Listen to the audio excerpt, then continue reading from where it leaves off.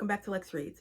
So in today's video, we are doing trauma-filled books. And I was going through my list and I realized I read a lot of trauma-filled books, like a lot. Let's just get started. Okay, so the first one I would say is Gail Jones, Evas Man. Now, Toni Morrison put Gail Jones on the map, and this book, Lord, you have a woman named Eva, and Eva, her backstory is terrible. You know, it comes from like sexual abuse, verbal abuse, mental abuse, all of that. And she does something to her lover. That's all I'm going to say. Now, the good thing about this book, it was very short. It was only 177 pages. So yeah, but it still packed a punch. When you read her books, you have to get your mind right. Like, there's no happiness in her books at all. You might want to pick up something lighter next. So, yeah. Next is Breath, Eyes, Memory by Edwidge Danticat. Edwidge Danticat is a Haitian writer, and this was actually her first novel, and this is really good. You have a girl named Sophia. She is sent to live in New York with her mother because, like, her grandmother, I believe, raised her up to the age of 12, and she's from Haiti. So she goes from Haiti all the way to New York with her mom.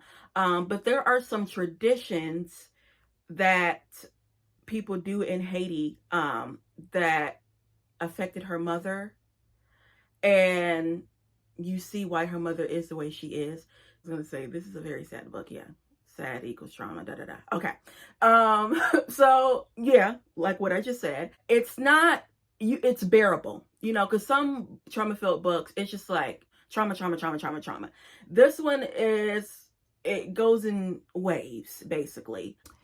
Next is Girl, Woman, Other by Bernardine Evaristo. You guys know she won the Booker Prize. Well, she won the Booker Prize 2019. You know, she had to share it with Margaret Atwood, girl. But anyway, she won. When I was picking this out, I was like, does this have trauma? And it does, but just like Breath, Eyes, Memory, it's in waves. So it's just not filled with it, but there's some trauma. They are a group of Black British women, and you have one that's a school teacher, you have one that is a playwright, and oh Lord. So there's a lot of characters in this book, but the way she does it is they almost read like short stories, and then they all come together. One of the characters I had in my heart was Dominique, because Bernadine, she talks about, I would say, physical abuse, but from a woman's perspective, meaning a woman is physically abusing another woman. And this book, she had a lot of taboos in it.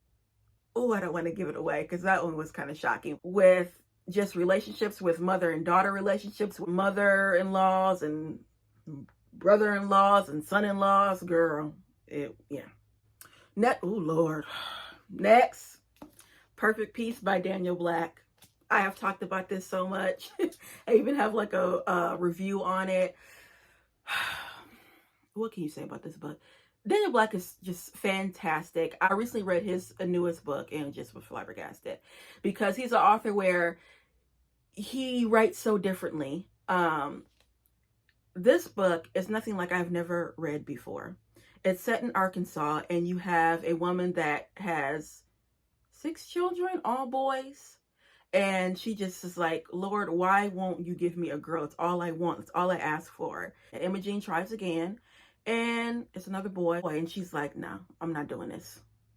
I'm having a girl. And she turns Perfect into a girl. But then when Perfect turns 8, he tells Perfect, you're not a boy, you're a girl. You need to start acting like it. Which, are you serious? Girl. And you see how it goes. Oh my goodness. This is a oh my goodness book. This is a book, after you read it, you're not going to forget. You cannot forget. And it ended with closure. That's another reason why I liked it. You were beyond satisfied. And also, too, there's no way that the story can just be wrapped in a neat bow because of what she did. Y'all, if you haven't read this, please read this. Please read it. All right, next, this is one people know. This the coldest winter ever. I'm gonna be honest with y'all. This, I did not like this. I honestly didn't like it. I read this when I was about 28 years old, and this was basically no, and this was my first introduction into like urban fiction, because I wasn't a reader, y'all know, and I hadn't never read an urban fiction book, and this was the first one. Every time when I, would ask people, oh, what should I read for urban fiction? This is number one. So I said, let me read this. Girl, what Winter does, and I had to keep on telling myself, Winter is a child. At the time, I said I was 28 years old. So I'm like, Winter is a child, you 28 years old. Of course, you're not going to have the same mindset and ideologies that she has. But some stuff she did was just so unnecessary and stupid. But I'm like, again, she's a child. I have to keep on saying that to myself. Because, I mean, you would get some money, a little bit of money. You would spend it on clothes. Like, girl, spend it on food, shelter. Like, whew, she got on my nerves. And then, I mean, girl, the parentage situation was toe up from this. Oh, now I have this one, and I'm afraid to read it because I have not seen any positive reviews on life after death, because y'all know the way it is. And yeah, okay, so she about what? How old is she in this? Is she in her 40s or 30s? I don't know, because she was young right here. But I haven't gotten any good reviews on this. People haven't just said, oh my goodness. So I'm afraid. I mean, they have, yeah, I'm afraid. I'm afraid to even get into this, but I did want to get it because I was interested in her story, like, after the fact, what was going on with her. But yeah, girl, this is not my favorite. Let me put this down. All right. Okay, next is Patsy by Nicole Dennis Ben. I absolutely love this book. You have Patsy, who is Jamaican, and Patsy wants to go to America, to New York, to be with a friend that she grew up with. But Patsy has a daughter named True, and she's telling True, I'm going to come back, it's only going to be for, some weeks or whatever. And knowing in her mind that she's not going to come back. She's staying. And she does that. And she does not call that daughter. She don't text. She don't write. She don't do nothing. Don't visit. And this woman is not a citizen. And clearly when is not a citizen, so, she can't get no bank account. She can't do anything. It's just hard, okay? Like, she barely surviving. And then you see her perspective, Patsy, and then you see True's perspective about her growing up in Jamaica with her father and her stepmother. And her stepmom don't really like True or whatever. But, it is what it is. But this book, although what Patsy did was wrong, I still had so much sympathy for her, and I still wanted her to win. And this is another book where you get closure and it ends the way you want it to end. And it ends realistically, but you still like, because although I did want Patsy to win, who I wanted to win even more was True. And girl, just so good. Nicole Dennis Ben is just amazing. All right, next is Geneva by Eric Jerome Dickey. Now, usually Eric Jerome Dickey, he writes kind of those, like a woman looking for a man, and you see their relationship, and, you see their relationship, and the same, and then vice versa.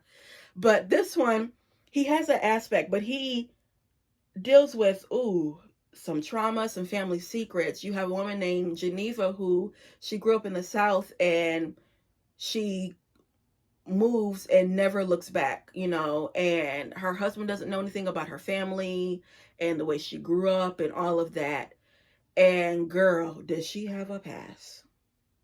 Man, did she have a past. This book was really good. It honestly was. Like I said, I'm a fan of Eric Drum Dickey, but his books are like relationship or like sister girl, type of books where sometimes it can get monotonous, but still I'll read them, because I just like it. But this one, it was different. It was actually different. It's you don't have to get your mind right for this one. It's just like, yeah, you don't have to get your mind right for this one, but when you see her secrets like revealed, you're like, oh, that's why you left. Okay. So yeah. Next is Girl, Yellow Wife by Sadiqa Johnson. Y'all know how much I love Sadiqa Johnson. This is a slave narrative. When you say slave narrative, I mean, trauma is an understatement, okay? When you say slave narrative, you're going to be dealing with just awful things, okay? And this, Lord, you have a man named Ruben Lapierre that owns a jail that housed slaves, and it's based on a true story. And he tortures the mess out of slaves. Like, owners send slaves to that jail if they want their slaves to be taught a lesson, or if they want their slaves to be obviously sold away. But he also, with the female slaves, he has a brothel. So he has like a jail, and then they beat them, do everything they want to do with them. Then they clean them up, and then they take them to this like bar type of, restaurant, whatever. And the men just pick like, okay, I want her. And yeah. And they were called fancy girls, and it was prostitution. And the fancy girls, a lot of them they look white. They wouldn't pick no dark skin, fancy girl. They wouldn't pick me, okay? They would pick somebody like that look white, basically. And they live their lives like that. But girl, this is, you got to get your mind right, because what Sadiqa Johnson said, and I love the way that she put it, she said she wanted to honor as many enslaved people as she could. Also, too, she said, I know that this book is difficult to read, but can you imagine a slave's life? And that was difficult to live. So what we can do as readers is read it. And what I can do as a writer is write it. So I had to keep on telling myself, but this book is one of my favorites. Okay. I've read this book 3 times. I have 3 copies, girl. So y'all already know about my obsession with this. Y'all know about my obsession with Sadiqa Johnson. She is one of my favorites. So yeah, but this, get your mind right.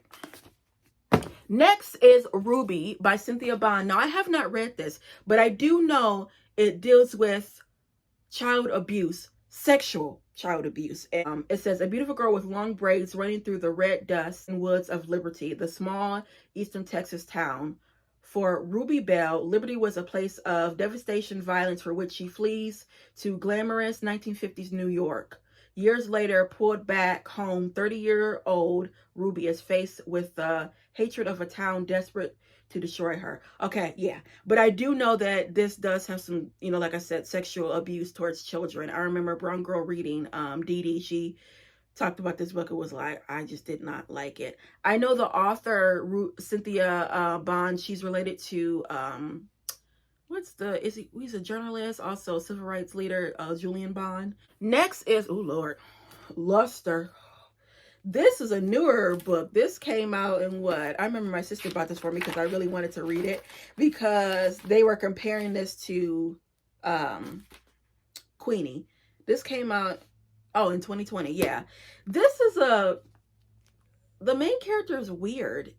Edie, she is a 20-something-year-old that is struggling financially, and she has a relationship with a married man, a white married man that's older. His wife knows that he's having an affair, and then she like loses her job and moves in with them, but the wife is like upset, but it's like, why would you let that girl move in your house and you know that he messing around? And then that couple has an adopted child that's black, and she's struggling with identity and all of that. This book was, oh girl,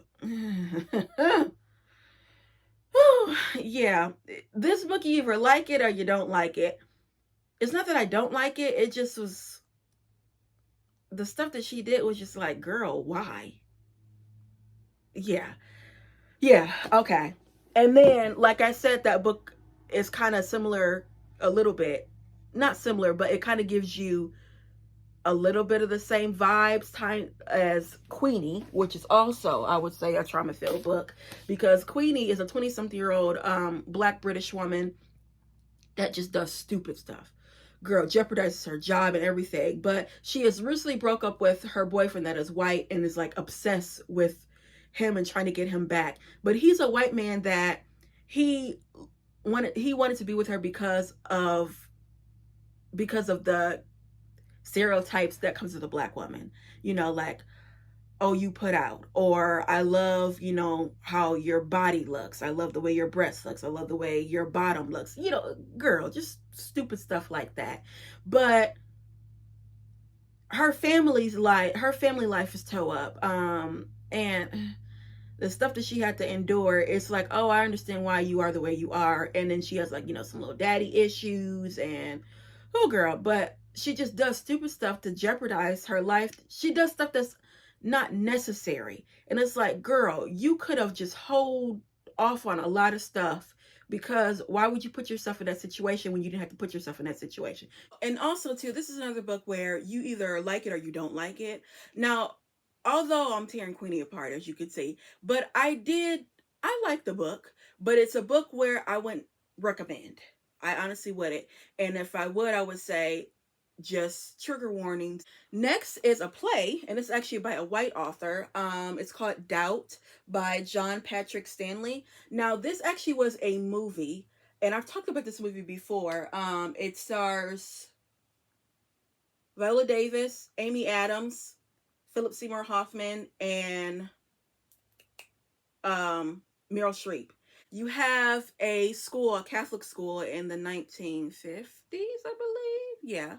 And they have recently admitted a black boy, only black boy in the school, and it's the 1950s. So you can, come on now.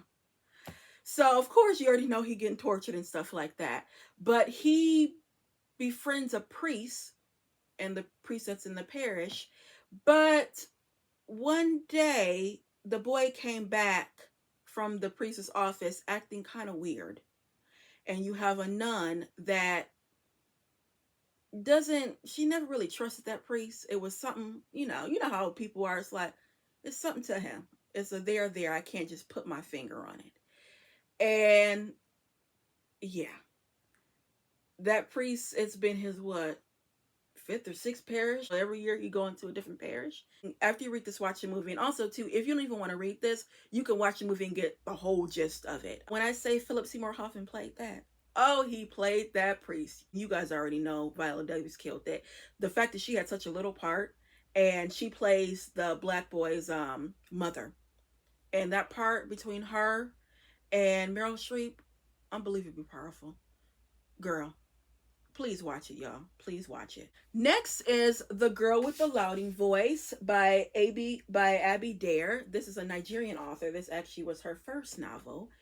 Girl, you have a young girl. What's that girl's name?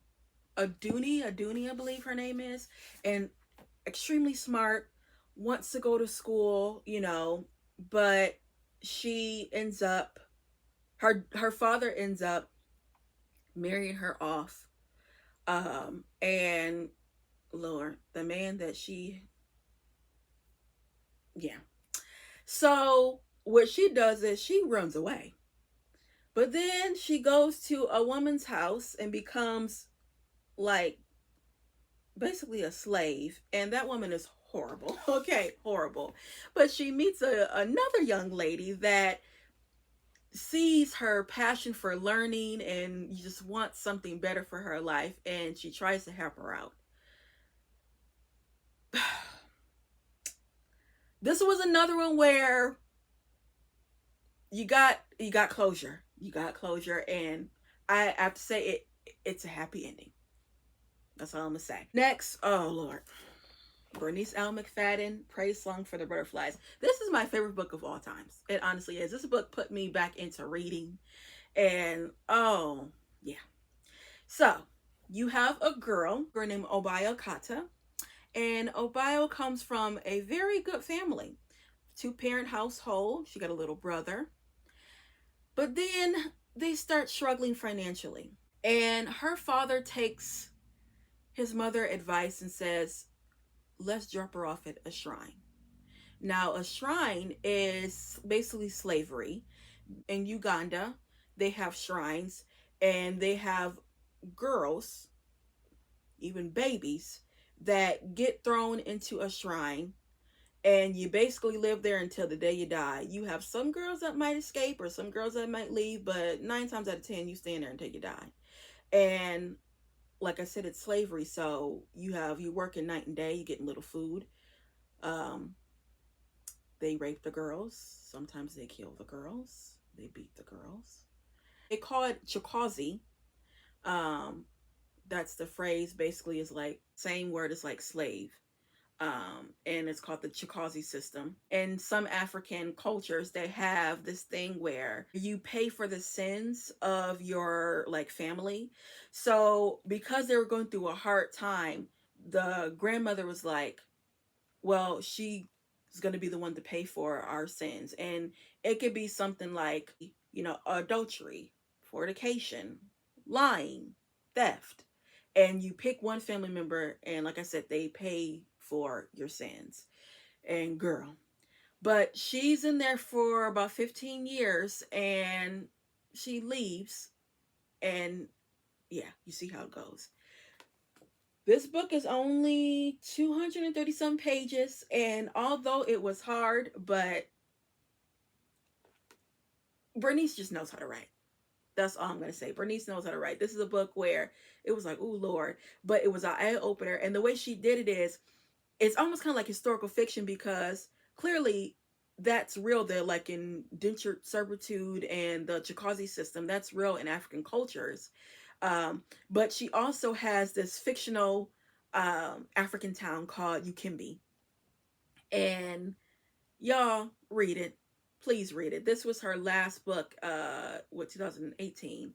And I am waiting for her to come up with something. Like, no one can write like Bernice McFadden. And then another book that I want to mention by her is The Warmest December.